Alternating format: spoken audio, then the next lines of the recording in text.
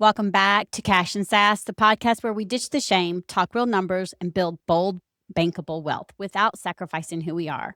I'm your host, Lisa Marie, fractional CFO, wealth mentor, and the sassy wealth queen behind Transcendent Wealth Co. If you're ready to scale with strategy, own your power, and finally feel wealthy in every sense of the word, then you're in the right place. Today's episode is one that people need to hear more of and from because everybody wants to make more money. And this is a very, very good dear friend of mine. And I'm going to tell you, not enough people are talking about what happens when you actually do make more money, y'all, okay? My guest, Natalie Bullen, is the CEO of Unapologetic Wealth, and we're diving into rapid growth, mismanagement, and why making more money isn't fixing the problem you think it is. Because sometimes the more money you make, the louder the problem gets. So, as we know, what always happens is I dive right in. So that's what we're going to do. And Natalie, first though, thank you very much for being here. You are like someone I've looked up to. I follow. You're become a dear friend. And y'all, everybody needs to be listening to this episode or watching it on YouTube. Like, I don't know. Y'all share it whenever you need to because this woman's like full of gold nuggets. Okay.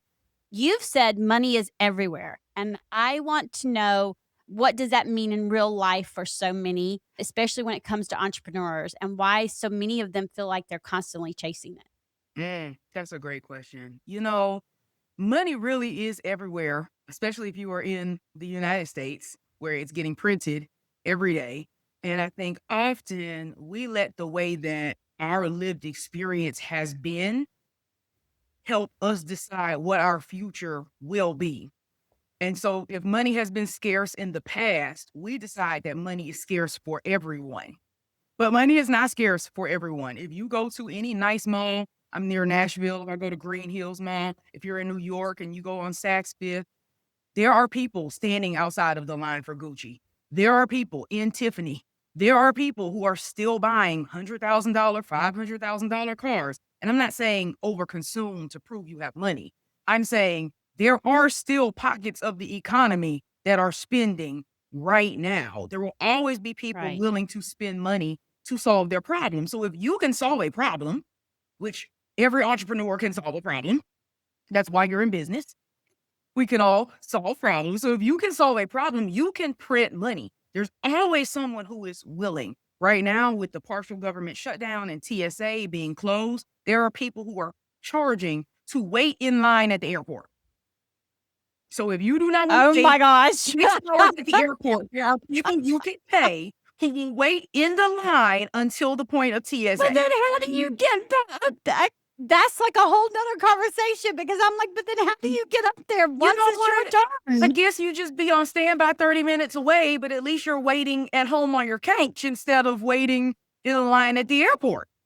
But there will always be someone willing. Oh, basically, like when they get to a certain point before they enter into the TSA. You're not in the chaos. The regular TSA line. If they're like okay, because at first I was like, wait a minute. Oh, no, it's to get you to the TSA. A certain point, you ain't gonna be it's to the TSA. And people are paying it. And so I think we have to be really careful with speaking negatively over our own lives and saying things like, I'm broke or I'm struggling or this isn't going to happen for me. Nobody has any money.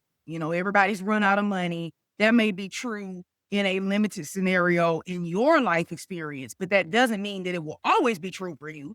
And it doesn't mean it's true for everyone else. I think that's right. And I think that's a big thing too, though, because let's touch on that. And y'all, I'm warning you, listen, let's touch on that because what does it do when we talk negatively? You and I've had this conversation because you've actually caught me like we have had conversations. Listen, I'm guilty. Okay, I all have been at some point. We all have been. I'm a wealth mentor, and I'm guilty. We are trained to complain, and we are trained to feel sorry for ourselves and elicit sympathy from others as a point of connection.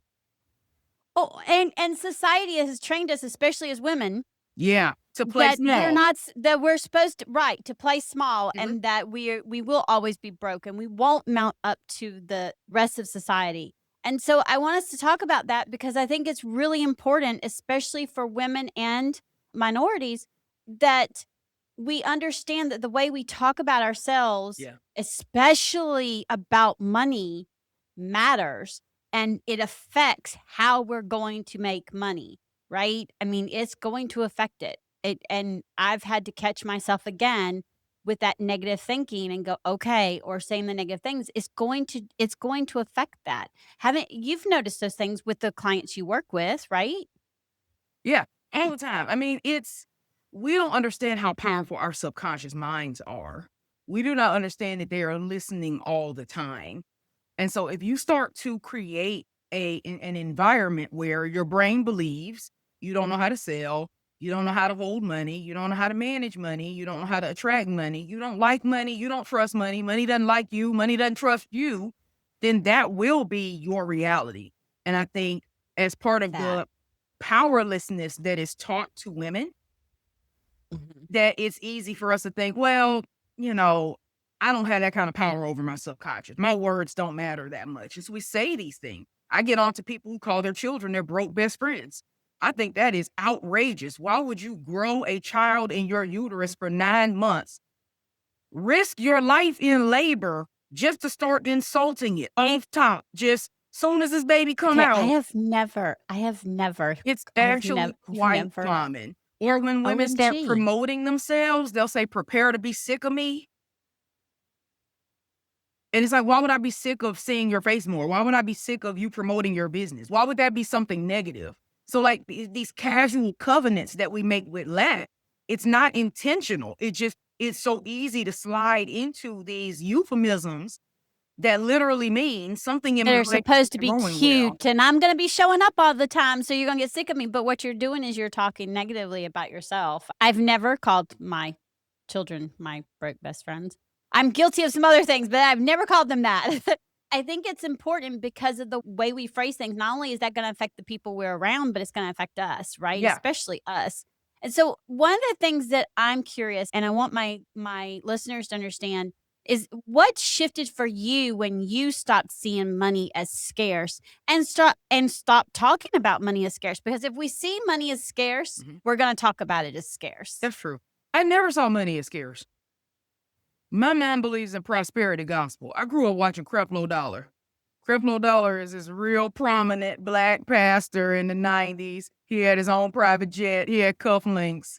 And my mom did not think it was a sin for the pastor to be rich. She thought, why not? Why would God's people be poor and secular people be rich? If we serve a God that owns everything, that made sense to me. We serve a God that owns everything, then why should we be poor? That didn't make sense to me. So lucky for me, I never saw that. My mom actually was like, look, different occupations pay different amounts of money. So yeah, I don't have a ton of money because I'm a school teacher, but that doesn't mean nobody has money. So I had a good understanding that there's I always love been that. some people rich, some people poor, and some people in the middle. I've always known that. I I knew love that when I that. was a But child. So that means your mom has been living a true wealthy life absolutely, because I believe wealth is more than money, 100%. right? And your mom was teaching you, which not a lot of parents did or do, that there's different forms of occupation and different forms of wealth, Mhm. meaning some are gonna have a lot of extra money, maybe doing what they love or maybe not doing what they love, and there's gonna be some people who are gonna be in the middle who are gonna be doing what they love, and they're gonna be feel wealthy, and they're not making a lot of money. So I love that. Tell us some of the things though, like where do you see entrepreneurs mishandling money the most once they start scaling? Because like Mhm. I'll be honest, I scaled really fast. Okay? And then there were some things that weren't in place that I now, saw Realize that you should need have it. been. Yeah. Right. And I think a lot of entrepreneurs don't realize that there are just some things that need to be done Yeah. That's or fair. have, like, whether it's a coach or I mean, because 'cause you're an identity coach, right? So, Yeah. whether it's a coach or whether it's having systems in place, what are some of the or spending more as they're making more, and not really truly looking at the cost, but what are some of the things that you've noticed? Well, I'll tell you, most of it happens way before people get to scale. It's while they're still in growth. And usually it is paying themselves little to nothing, Mm. over investing in what I consider coaching consulting. So, of course, there is a use case for coaching. I have a coach, it's beneficial. But spending 20, 30, 40% of your revenue on coaching every year when you have no team, no staff, no systems, no automations, you're not running ads, it's not balanced. So I will see people kind of cook the books where they'll pay themselves basically nothing because they have a partner that pays the bills so they can, or they have a job, so they can artificially lower their owner's compensation to basically zero to be able to afford to overspend on coaching, consulting. Travel is somewhere I see where there's usually a huge, huge spend. You know, if you look at large companies, if you look at like, not even large, you look at a mid-sized company, 100, 200 people, you're not going to see 30% of the revenue going towards events and conferences and retreats. This is not where the Right. money goes, right? Like once you get 100 Right. people in your company, your biggest expense is going to be payroll. It's team Payroll. and staff. It's gonna be It's gonna be payroll. payroll, and Once there's you a get 50 reason. people on your team, Exactly. it's It's gonna payroll. be reason. So I think it's what most people do as solopreneurs prevents them from ever being able to hire a team. Because instead of hiring staff, they're hiring people who tell them what to do, like advisors, or people who are helping them grow their inner selves, like coaching, at the extent that they can't invest in anything else. So I will meet people and go, hey, like I'm running a sales challenge. Every quarter we run one. So many people I come love to your me. sales It's challenges. great. I love your sales Every challenges. so often, and we're doing something great this time. Alumni get a preferred rate, which we've never done before, and people who have revenue under 100K get a reduced rate, which I think is a really great thing that we're able to Nice. do. Nice. So I feel Well, a really lot, especially since a lot of people got hit last they year. got hit. Last year has been rough. I got hit. See, I got hit. yeah, and so I got hit. 500 And I'm might, and I'm gonna be honest, I'm normally a six-figure yeah, revenue yeah, person. I got hit. we all I got are. hit hard. And I so, got you hit know, even the hard. people who were making 500K are making 250 now. So it's still six figure, but it's way, way And the less. people who were in the 250, 300, Oh, they're 100, barely at, they're 75. barely Yeah, at that. They were barely. I at. mean, They're it's barely been at. decimated. And so I've been really looking at how can I continue to give value to people I while love they're that. in this season instead of just, oh, you don't have any money. Oh, well, that's on you. When a lot of the things, at least in my experience that I have seen, are not founder dependent. It's not something you did wrong. It was a combination of um, people realizing that they have not spent their money wisely and they've run out of money. It's a combination. It was a combination of It's several also things last year. how things have gone with the job market because a lot of Mhm. entrepreneurs have a spouse who works. So if your spouse who works gets laid off, that affects every investment you plan on making Yep. in your business, you know, and if it comes down to it, I'm going to pay my mortgage and my utilities first.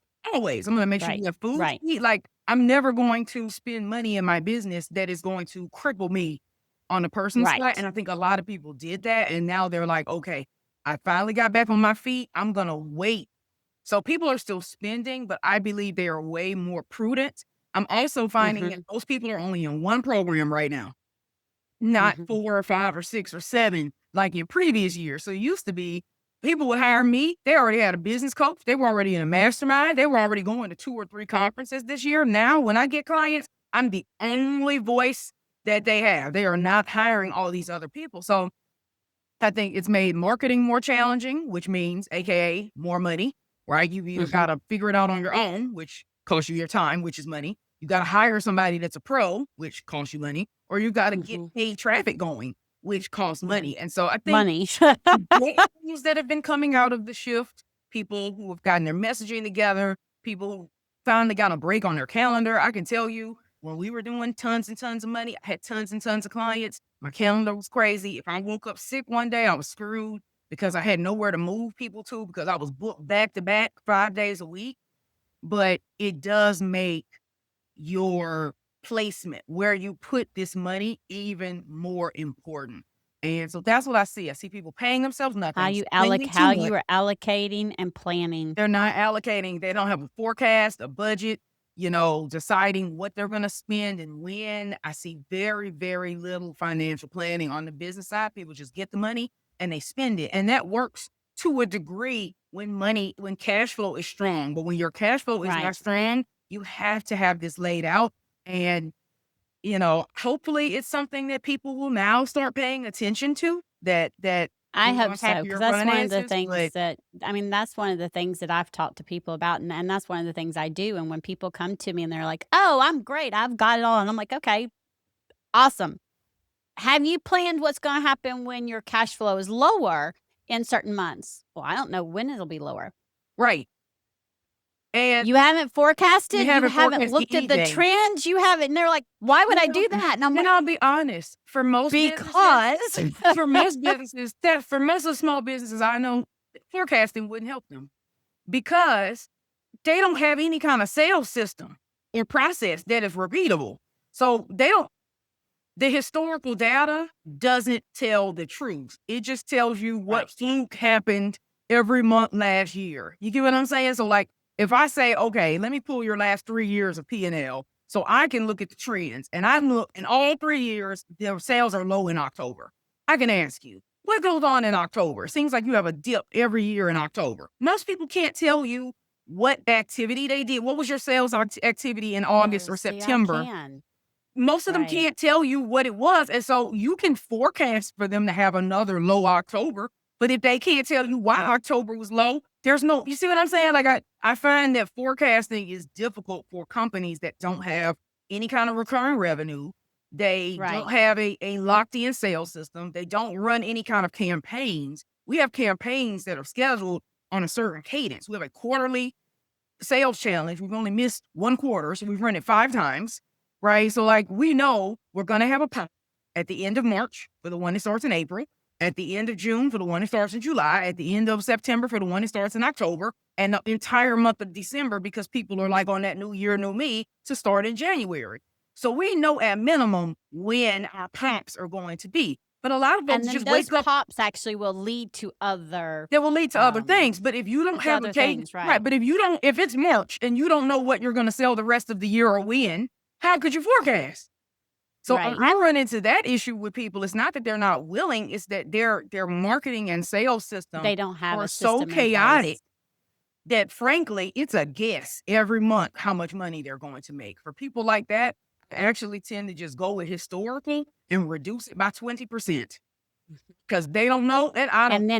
And then and then help them build a system in place so that, like, have a cadence and build a Mhm. system in place so that you can forecast here y'all, this is important because the fact that if you're able to have a cadence, get a cadence in place, and then you're able to forecast, you're gonna be able to pay yourself and take care of your team if there is a slow month or a slow quarter or whatever, because you're going to have money allocated in these places for it and you're planning accordingly. I had a client, they were launching it's an old client, but they were launching every single month. Like literally spending thousands and thousands of dollars on Facebook ads and launching because they had to turn around and pay their team, but they could with the money that they brought in thousands and thousands of dollars too, but they had to offset the ads they ran, pay their team, so they had to turn around and launch again. It was Yeah. like a never ending It's a never ending merry-go-round. cycle. Well, and this is an unpopular opinion, but in the beginning, you can't afford to pay these huge retainers for someone to run your ads. And I know it's hard. Trust me, I struggle with attaching a document to an email. I sold my iMac because I couldn't find where any of my shit was. So don't.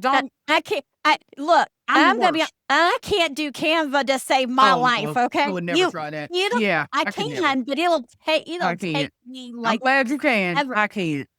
I can't. I try and I I can't. have someone who does it for me, and Same. I will gladly pay her But I'm so saying, but that that's she what keeps it doing takes. it for me. And I think in the beginning, it's wise for people to figure out what ads look like for them and try to run them themselves, get them a low cost incubator. Because if you're trying to pay an agency 5 or 6 thousand a month plus 1,000 or 2 or 3 in ad spend, the ROI would have to be huge just for you to break They even by the time you pay that fee. Not to mention, in the early stages, most people don't have a funnel that makes sense for ads. Like for Right, years, I right. sold everything myself. I sold it on sales calls. I sold it on in Facebook posts, right? I didn't really need people to download a lead magnet or take a quiz. I didn't really need to email them 20 or 30 times before they sold or bought something. Now, the marketplace has changed. It takes more touches. So I would never want to start with a ton of paid touches, not knowing if the free stuff works. So then you got to roll out, what's this phone look like free? Like, can I get these people? Can I get people to take the quiz for free? Can I get people to do the lead magnet for free? Can I get people to come to my event for free? And if those things work, then you can start running ads. So I'll see very lopsided spending. And then people go, well, ads don't work. And so, well, they do, but they do take testing for sure. And you're going to have to it takes time. It takes time and it takes testing.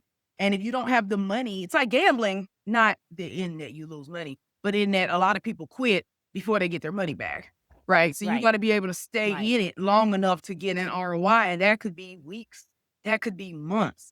And in the meantime, do you have enough cash flow to stay afloat, which is always a sales function. That's why I don't call myself a sales coach anymore. It's really about identity. Are you willing to step into the identity of the type of person who's not going to run a business that runs out of money? And that's a decision. Oh, I love that. Okay. Are you going to run a business that runs out of money or not? Yeah. That's right. So that's right. So if you decide I'm not running a business that runs out of money, okay, well then you're going to have to make different decisions than people who, hey, you see this, you're a money person. At least 80% of businesses that go out of business ran out of money. That is what because they were spending more money faster than they were getting it in. But that's like, and to their credit, that's what we teach people. In the online coaching industry and all adjacent industries, people are being taught to spend money before they make it. Do a rebrand, buy a website, run ads, and go to conferences and go to retreats. And I mean, most of these retreats are just $50,000 to work with me, and then you'll make as much money as I do. And it doesn't happen. So if you put people in this habit of spending before they earn, they don't realize that there's another option. I'm basically at this point only funding through cash flow. So if we don't have cash flow, we're not paying you. We have leverage and we have liquidity, meaning we have a credit card and we have a cash reserve. You can't have either of them. If we do not have the cash flow in the month that you are requesting payment, the answer is no. Because you can deceive yourself by running up credit and you can run your cash reserve down if your cash flow is not able to support. So somebody wants $5,000, great. If there's extra $5,000 in the cash flow and it's in the forecast, it will happen. And that's actually a really powerful place to be. It takes the emotion out of buying. It's not, oh, but I like this person. Oh, but I think it'll work. It stops all of that. Now it's very much, hey, on every $100,000 we make, 40,000 goes to Natalie and pay, 20,000 of it goes to team, 10,000 of it goes to marketing, 6,000 of it, like we have a list. And so every 100,000, this is where that money gets deployed. Period. I love that. And so I don't get compelled to buy stuff I don't need. If I go online and I see where someone's selling something, I'm like, okay, what category does this go in? Is this a marketing offer? Is this a team person? Is this personal development? Is it professional development? Is it financial management? Is it legal and risk? What bucket is it in? Great. Let's pull up our forecast. Is there money in the forecast left for the year? For me, there is, because we're really early in the year. I look at the price of the offer. I look at the amount in the bucket. If there's less in the bucket than the price of the offer, it's a no. Maybe it's a next time. And that's why I tell people, stop launching offers one time. Because there's people like me who probably are going to buy it, but I might buy it 2 or 3 rounds from now. There's a risk coach I've been wanting to work with, and she runs a program that's around $12,000. And I consider that to be personal development. But I didn't have $12K in my personal development budget at the time she was running this program. Now, old Natalie would have said, I'll go sell something. I'll go make $12,000 and give it to her. But that's kind of cheating the forecast, right? Just because I went out and made an extra $12,000 doesn't mean all of it should have gone in the personal development bucket. Exactly. It should have gotten spread out with all of the rest of the money. And so, I've even gotten more disciplined myself to say, you know what?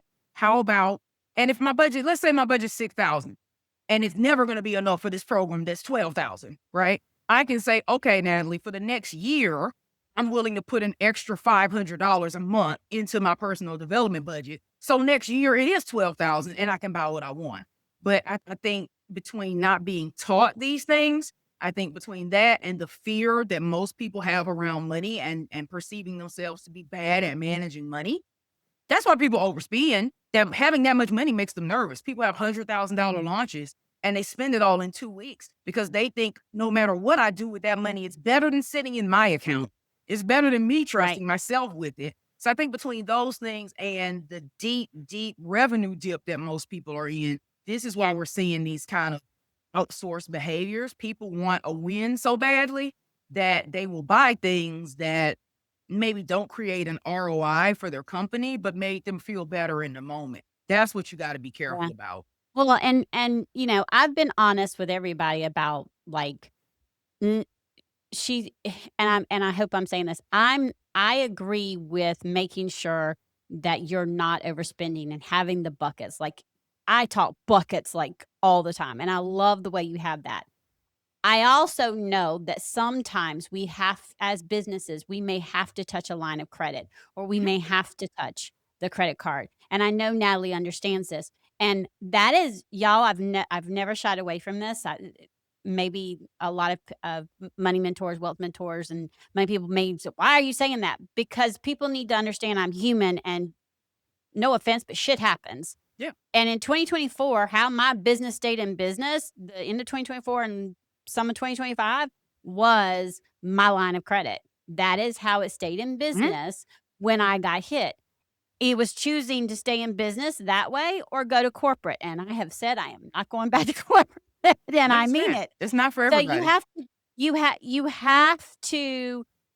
Well, and it's not for everybody. And there's nothing against anyone who's decided to go back and run the business. That is not where I'm going. For me, I have 2 neurodivergent kids. One is special needs with mental health disorder. She's got autistic. I need to be here. Yeah. So going and working 60 hours a week. You've got other stuff going on. It won't work. Yeah. And I also did it diligently. Now, do I want to invest now? Absolutely. There's a coach that I want to work with like so bad right now that it's not funny. Okay.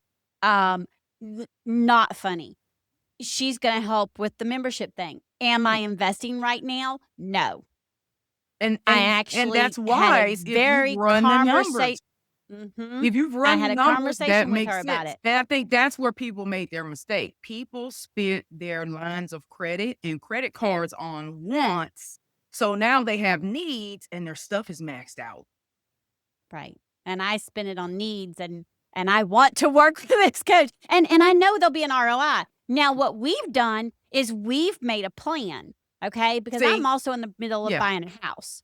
So capacity wise and credit wise and all, you know, and all the cash flow. If I don't have it in cash flow, I'm not doing it because I'm not going to do anything to jeopardize the deal credit. on the house. And I'm still trying to pay down that business line of credit. Okay. Not trying. I'm paying down that business line of credit. So I don't want to do anything to jeopardize any of that. So what we're doing is said that she was pretty sure she was going to do it in the fall. So what she's done is she's locked me in for the fall. So we have this agreement and I put a very small amount down and I'm able to make this little payment.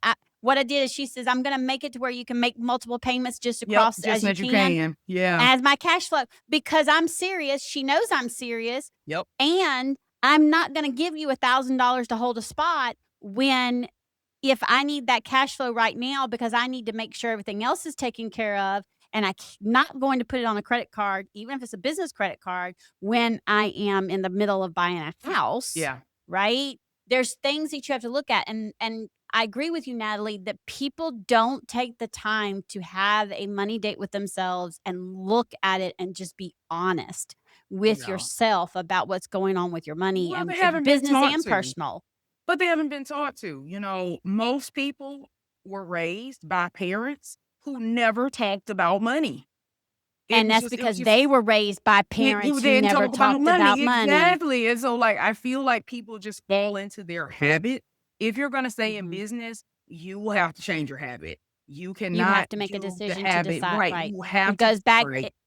It goes back to your identity. Yeah, you'll have to. You have to. You will not be able to identify as being. Now you and I've got to have another conversation later. You will not be able to identify as bad with money if you're going to stay in business. That's not an identity. Like, it might be true for you right now, but you cannot maintain that identity and also run a successful business. It is No. impossible. You cannot do it. You So, like, have to make a decision you have to make a step into decision that to new step up identity. and look at your stuff and be honest about what it can do for you and how you can improve. And, a lot of us are emotional spenders, right? So, like, I don't allow myself to drink. Especially women. Yeah, I don't allow myself to drink alcohol when I am sad or angry or tired. That's my parameter. Pretty much the same with spending now, right? I also don't allow myself to buy anything between 10 p.m. and 7 a.m. because I'm supposed to be asleep. So I'm buying See, stuff. I don't allow myself to buy. I'm the same way between 10 p.m. and 7 a.m. And if I really want something and I'm looking at it, it has to stay there for 24 hours. And if I still want it in 24 hours, like it's I the wish thing my I'm thinking brain about, could do then I will that. go and do it. I'll be honest with you. There is a purse that I saw. It's a Fendi bag. It's $12,100. It is cream. It is ostrich. They only made about 300 in the entire US. And I have been thinking about that purse every single day since my husband and I were in New York. I had an event in New York and it was hot. July, August. I've been thinking about that purse every single day since. So unfortunately, if you're still thinking about it tomorrow, part won't work. it doesn't work for me because my brain does not let stuff go, baby. No, granted, a majority of the time, something else has come up and I haven't thought about it or didn't remember that it was in my cart. Okay, see, Now, this there are it's times where it does. See, I don't have ADHD. Maybe this is one of the few Well, I times don't it either. actually I don't benefited me. either. 'Cause It's my just, client was it's out like, of "You know sight, out of what? mind. I forget about it and think of something else." And I'm like, I wish I could forget about all the stuff that I really want to buy. But for me, it's like, wait, and it has to be in the budget. And so, like, could I buy the Right. purse? Yes. Would it be responsible to buy the purse? No. And so I'm And you're moving away from disciplined just enough. You are disciplined enough. You're Exactly. disciplined And that's enough, where and that's people the struggle key. because a lot of And that's people, the key. especially folks who had lump sum savings like I do, please, they would have Mhm. bought that bag in New York. It would already be home with them. Well, But see, and I'm like you. I have the discipline. Even if I wanted it, even if I had it in the savings, I'd be like, yeah, can I buy it? Yes. Is it responsible thing to do? No. Okay, well then I'm not buying it. yeah, at all. Like, it's just not in your best interest. And I won't say I'm paranoid, but I like to have a buffer. I like to have something set aside. I like to live below my means because life happens. Your partner could get Well, sick. COVID has your- taught if COVID's taught us anything, it's that anything can happen and we need to, and that's the reason why I talk about these buckets. We need to have rainy day savings. We need to have, if you own a house, you need to have, I don't like calling it emergency fund. Sinking I tell fund, people whatever you want to call need it. to have, I have several. I have a repair fund. Yep. That means Same. there's going to be money in that Right. account for repairs for things that are going to go. Like Yeah. I have a maintenance fund too. Yeah. Right. And then there's going to be a maintenance fund. That's going to be your water. That's going to be your heating and air. That's Yeah. going to be the things that are going to have to be maintained, right? Yeah. I don't put them all together because our brains, if we see the word, majority of the time, our brains, if we see the word emergency, then you could decipher anything being an emergency. True. So what I also say don't is like to have call- separate yeah. accounts. I also don't like the word to call emergency. the word emergency because you've never had a positive don't either. emergency, right? Thank you. Emergency is Never. always negative, ever. And so I would Never. rather just call it what it is. This is our home maintenance fund. Just call it what it is. That's This what is I our said. car I maintenance have a fund. home. This is I have our a home vacation repair fund, Yeah. a home maintenance fund. I have a car maintenance fund, which is car. That's car repair / car maintenance, and that's the sales tax. Then I have a fur baby fund, and that's for the fur babies. Now, does that mean if I have to take them to the emergency vet? Yes, that includes emergency vet. That includes yearly visits, but it's not called that. Do you see it? Yeah. And it's I know what you really mean. important to have these separate accounts because our brains go, oh, that's what that money's for. And we're less likely to touch it. What's one of the things that we can do to step into that new identity? I think for most people, it's really deciding the life that they want. I think a lot of people run from what they don't want. They don't want to go back to corporate. They don't want to be dependent on a partner or spouse. they know what they don't want, but what do you want? How are you architecting the life you actually Ooh. desire? Like, not what you're trying to escape, not the boss that you hate. So there's a difference in looking at, not like for Absolutely. me, when I said I don't want to go back to corporate, there's a difference in Yeah. looking at not wanting to go back to corporate versus the What you actually identity do that I want. want. Right. It's not that you just Oh, don't want to okay. go to corporate. You actually Right. want to be well-funded in a business that lights you up, that lets you serve people and pays you really well. You want to be well I compensated. like that. Right? It's not that you just don't want to go to corporate, because you're not in corporate now, but that doesn't mean you have what you want. Right. And so I Right. think sometimes we're focused on what we don't want, and our subconscious minds don't understand don't and not and won't. None of those words mean anything to your subconscious. So when you say, like, you'll meet people who will say, anything but surgery. I want anything but bankruptcy, anything but foreclosure. And when you say these words, you bring that stuff into your life, because your brain is not hearing the but and the not. It's just hearing the noun that you focus on. I remember when my stepdad was an EMT and I was young. I had just learned how to drive. And he asked me, what is the most dangerous place? What did I think was the most dangerous place at the site of a wreck? And I told him, obviously, the cars that were in the wreck, right? The car that got hit is that's the danger, the impact. The point of impact is the most dangerous point. He said, no, it's the people driving past the wreck. I said, how could the people driving past the wreck be in a worse position than the people in the wreck? He said, because of rubbernecking. People who are passing the neck take their You're eyes right. off the road and look at the wreck. So they're looking at the wreck in the ditch. He said, but if you're looking in the ditch, you're driving in the ditch. And then he told me that the people driving past the wreck are twice as likely to die than the people in the wreck. It is more fatal to drive past an automobile wreck than to be Because you're not paying attention. Because you're not driving towards what you want. You're looking at the wreck. Now You're in a looking wreck. at something You're and going, looking at the ditch. I don't want go. this. I don't want that. And instead of paying attention to where And you you're get it. going, you end up And you exactly end up hitting exactly the with end of that. somebody. Because that's what you fixated yourself on. So instead of fixating on not being broke, fixate on being rich. Damn, because I've been doing the exact same thing. Y'all, I'm calling myself out. Look at you, you're so cute. But I'm saying, I'm calling myself out because I've been doing it. It's how we're raised. We're trained to do these things. Like, instead of not wanting to be sick, you should want to be well and decide what well means. Most of my life I've been overweight. Like that. Because I've seen myself as a fat person on a diet. Well, if you see yourself as a fat person on a diet, you're always going to be a fat person there you on go. a diet. So you really ought to instead, how can I be a healthy person? How can I be an athlete? How can I be a person who enjoys exercise? How can I be a person who enjoys healthy food? Not just, how do I stop being fat? And how do I stop being sick? And how do I stop feeling like crap?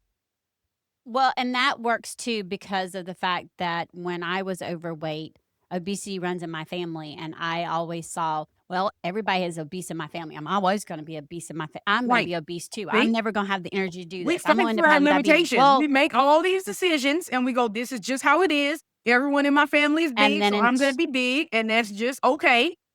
Yep. Even if it's not true. And then in 2017, right. And then in 2017, I said, enough. Mm-hmm. And I hired my trainer. And I'm not perfect, but I've not looked back. I lost the weight. Now, I did not lose it overnight. We did this the right way, okay? We did this the right way. Not all the ways that I've done it before. We did this time the right way. We're talking about that. I don't know why overnight success is so popular. I don't understand why it's because appealing. It's the same thing about people all of a sudden launching a program and now they've got 500K. People think they make money overnight too. Yeah, but why would you even want that? Like, let's think about humans, right? Humans do not adapt to rapid change very well. In general, right? When you look at societies that made it, ancient societies, and ancient societies that didn't make it, the ones that had rapid change, new diseases they didn't understand, new crops, a meteor, right? Anytime there was a big striking overnight change, it killed everybody. We have never, as a human species, done well with rapid change. So I've never figured out, why is it so enticing for people to get rich quick, get skinny quick? Why is that even enticing? Frankly, to me, Change is scary. I would rather gradual change. I would rather change that my brain can catch up to, that my body can catch up to, that my eyes can catch up to, that my skin can catch up to, than to say I had this overnight change, this overnight success. Most people, if you gave them $1 billion right now, would be back broke in a year or two. It's the lottery winner. Well, and that's a We good see right. it all the time. And it's because their identity couldn't catch up to that money. Their financial And I literacy ended up couldn't in catch that up to that situation. money. So they Yeah, make all that money, right. they win that money, and they lose it because it's too drastic of a change too fast. They would have been much better off earning a little bit more every year, becoming a little bit Yep. more financially literate, having a greater understanding, reading a few books every year, putting money in savings, investing in the stock market, getting over that fear. Most people have a fear of the stock market. If you put $1,000 and you let it sit there for 5 years and now it's worth thousands of dollars, now you're not afraid of the stock market. So now when you win the lottery, you could probably actually keep it. But it's interesting that people desire this rapid change. They're like, oh, I can't wait to get this plastic surgery. I'm gonna have this brand new body tomorrow. Why is that appealing? Why would you want a brand new body tomorrow? And people wonder why they have body dysmorphia. It's because your brain is confused. It can't figure out, oh, it was 200 pounds yesterday and now it's 150. You used to look like Lizzo and now you look like Cardi B. That's probably confusing for anybody's brain. Like, why is that Right. attractive? And so I think one thing we really need to look at behaviorally, how much change can I tolerate? And how can I make sure that I keep my nervous system regulated as I move into this new identity? I grew up lower middle class. My mom was a school teacher, and my dad was not in the picture for most of my life. And my stepfather was a firefighter and an EMT, and they don't pay those very well either. You were in the lower middle class. I was Yes, in the lower. I was most of in the my low. life. I was lower. I Lower was in middle the low class, like, class slash lower middle right, class. I exactly. was Like, too. just enough to not be able to qualify for food stamps and stuff. Like, just enough for them to That say y'all aren't part. poor. Right. Like 10,000 above that. And so, like, it's always been interesting to me when people are like, yeah, I can't wait to be rich. And it's like, have you built any kind of rich habits? Have you built any kind of nervous system, like security? Or are you just gonna go out, try to make a whole bunch of money and hope that your brain and your body can handle it? So I think there's a lot of things, and hopefully having these types of conversations will normalize what it looks like to step into a wealth identity and step out of your middle class identity and your middle class habits that will absolutely keep you from the success that you want. I hope so. We're gonna have to stop because y'all, she and I could go on because I have like all kinds of things I want to talk to her about. So I'm gonna We'll beg her come to come back. back on. Yeah. I will beg her to come back. I'm sure I don't have to beg her because, like I said, she's a No, really we're good friend of friends. mine. Y'all, if today's conversation hit a nerve for you, and if you've been making more money but you're still feeling like something isn't adding up, then I'm inviting you to go and sign up for my free 7 Money Pitfalls email series, okay? Because entrepreneurs don't have a revenue problem. They have a clarity, strategy, and management problem, like we were talking about today. And then that identity. And making sure that's aligned with your values and what your nervous system can handle is really, really important. So I'm hoping y'all have that, you're getting that takeaway. So go sign up using the link that's in the show notes. And until next time, remember, as I always say, confidence and cash are the ultimate power duo. Go check in with your money. And as always, have a fantastic and wealthy day.